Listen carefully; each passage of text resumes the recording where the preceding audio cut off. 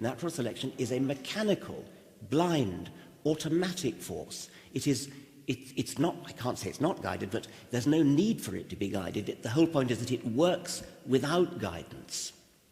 But it could be guided. Or do you completely shut that out? I mean, why bother when you've got a perfectly good explanation that doesn't involve guidance? I mean, the why point is, you use words like blind and automatic. This watch is blind and automatic, but it's been designed. The words themselves do not shut out that notion. And it seems to me that the impression I'm getting is that what's coming through is that the whole process is so sophisticated, it itself is giving evidence of a rational mind behind it. But am I understanding you right, that you say you deny that because you've an in-principle reason for denying it? That is, everything must, as far as you're concerned, go from the simple to the complex. And therefore, your major argument in the God delusion, if I understand it right, is that God is, by definition, more complex than the thing you're explaining, so he's got to be explained. Is that right? That is a major point that I want to make. But let me go back to what you were saying before about guidance. When you drop a stone, it falls to the ground, yes. and you as a scientist will explain that by gravity. You wouldn't dream of saying, oh, there must be a God pushing it down. That's exactly what you're in effect saying with respect to evolution. Because we understand evolution in just the same kind of level as actually rather better level than we understand gravity. No, and this is a very important point, because I detect in many of your writings that you oppose God and science as explanations. When Newton discovered the law of gravity, he didn't say, marvelous, now I can know how it works, I don't need God. God is an explicator at the level of an agent, not a mechanism. So that we can study mechanisms in biology. The more sophisticated they are, the more that might well point towards an agent. You don't argue away the existence of an agent by showing that there is a mechanism. And I don't quite understand how you manage to get, if I understand you right, God and science as alternative explanations. Well, I think you do get rid of an agent if the agent is superfluous to the explanation. That when you're studying something that's happening, there may well be an agent, and it may, if you're watching a car driving along and avoiding obstacles and turning left and turning right, you say there is an agent controlling that car, and certainly there's a driver. But if you don't need an agent to explain what's going on, and we don't in the case of biology, and we don't in the case of gravity. Of course, I accept that Newton was a theist. He lived in the 17th century and everybody was. But you don't need an agent. An agent is a superfluous explanation. It's a gratuitous grafting on of something that you don't need. Well, I find that unconvincing, because even if you accept the whole evolutionary paradigm, it depends on there being a fine-tuned universe.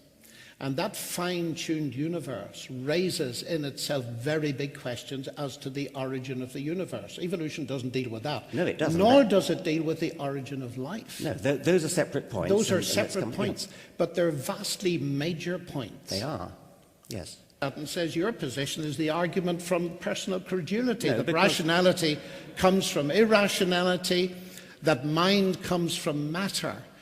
To me, the biblical explanation in the beginning was the word, the logos.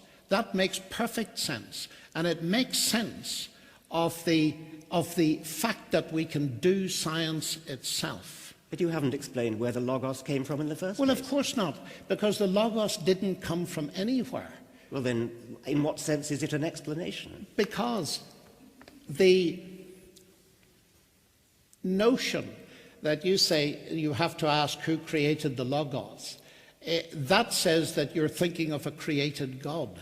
The whole point about the God revealed in the Bible is that he was not created. He is eternal. He is the eternal Logos. And I ask myself, as an inference to the best explanation, which makes more sense? That there's an eternal Logos and that the universe, its laws, the capacity for mathematical description and so on, that these things are derivative, including the human mind, from the logos, that makes very much more sense to me as a scientist than it's the other way round, when there is no explanation for the existence of the universe. Do you just believe the universe is a brute fact? The universe is an easier brute fact to accept than a conscious creator. Well, who made it? It's you who insists on asking that question. No, you asked me who made the creator. The universe created you, Richard. Who made it then? A god is a complicated entity which requires a much more sophisticated and difficult explanation than a universe, which is, according to modern physics, a very simple entity. It's a very simple beginning. It's not a negligible beginning, but it's a very simple beginning. That has got to be easier to explain than something as complicated as a god. Yeah, you can't explain the existence of God, but I think you may have missed my question. I'm drawing a parallel.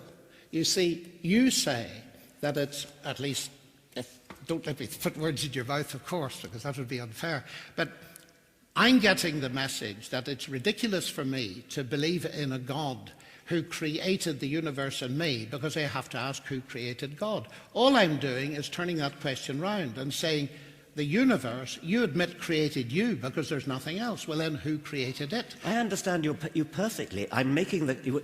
We both of us are faced with the problem of saying, how did things start? Yes. I'm saying it's a hell of a lot easier to start with something simple than to start with something complex. That's what complex means. But I don't think so. If I pick up a book called The God Delusion, it's a pretty sophisticated book. It's got lots of words in it. But actually, as I look at page 1, I don't even need to go beyond page 1, I conclude that it comes from something more complex than that book itself, namely you. In your world, where is justice to be found? Well, justice is a human construct of great importance in human affairs, and it's something that most of us have a sense of.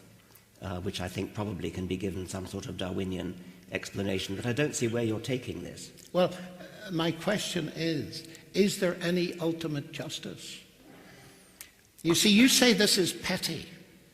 I'm saying I find myself in a world which is a broken world. I find myself in a world where there's massive injustice, where many people won't get it. We're so privileged. We live in Oxford and so on. We've got enough money to live on, etc., etc. But if there is no God, then there's no ultimate justice.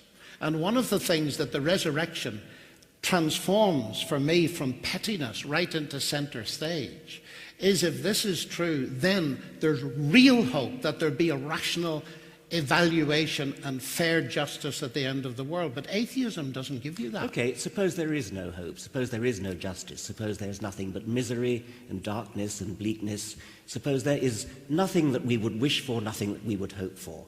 Too bad. That doesn't make it true just because God would make us feel good.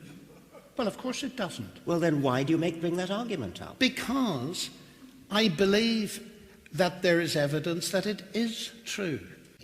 So the fact that the claim of Christ to be the truth, to be God incarnate, that makes perfect sense to me, because if there is a God who invented this wonderful, marvelous universe with all its science and all the rest, then he has taken the initiative in getting to know us and revealing himself to us. And he's revealed himself to us at the level we can understand. We're persons, he's a person. That at least makes sense. So one of the very important questions to ask is that really true? Or is this simply myth and fantasy? Well, myth and fantasy for me. Yeah, well, do you know, that disturbs me for the following reason. Reading your book, The God Delusion, you say that it's under scholarly dispute among historians that Jesus actually existed. Now, I checked with the ancient historians. That is not so. And it disturbed me. History is not natural science. But what I don't understand is this: why you would write something like that.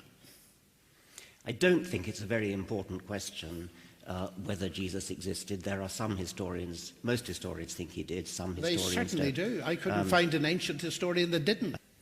Well, it's an image of God that I find strange in a way. I gather from the BBC today that you're promoting some advert on London buses, which is going to say something like, there probably is no God, so don't worry and enjoy your life.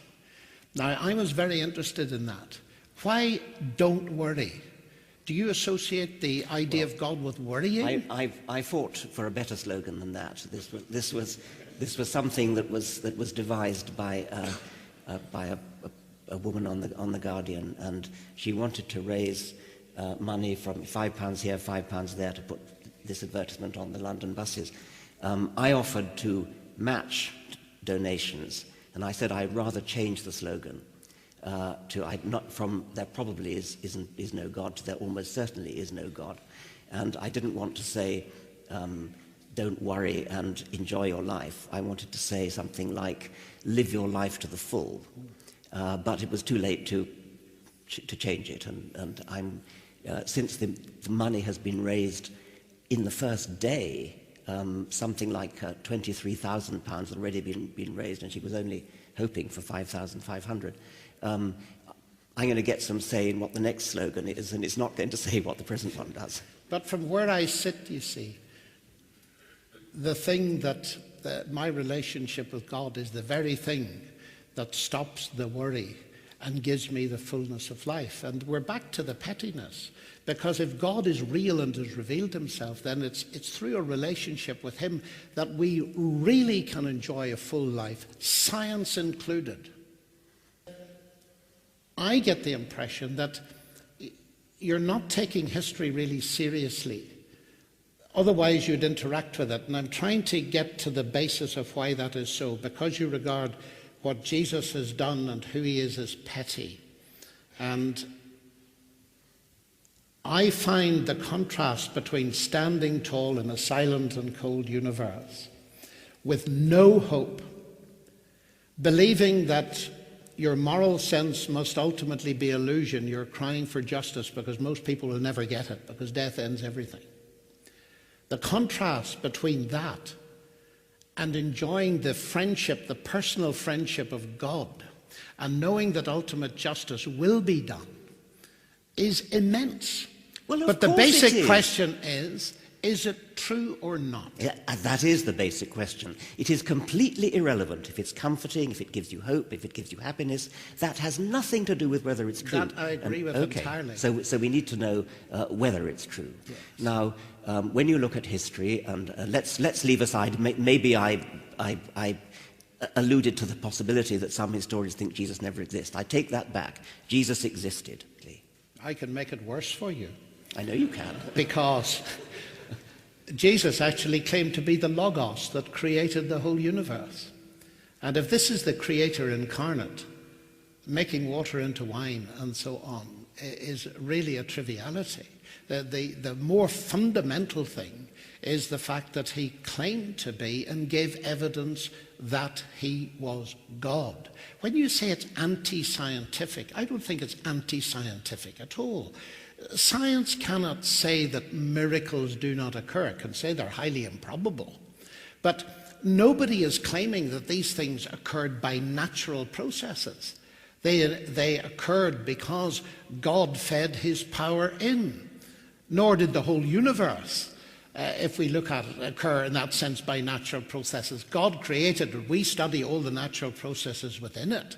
So when you say it's anti-scientific, I think it's not anti-scientific.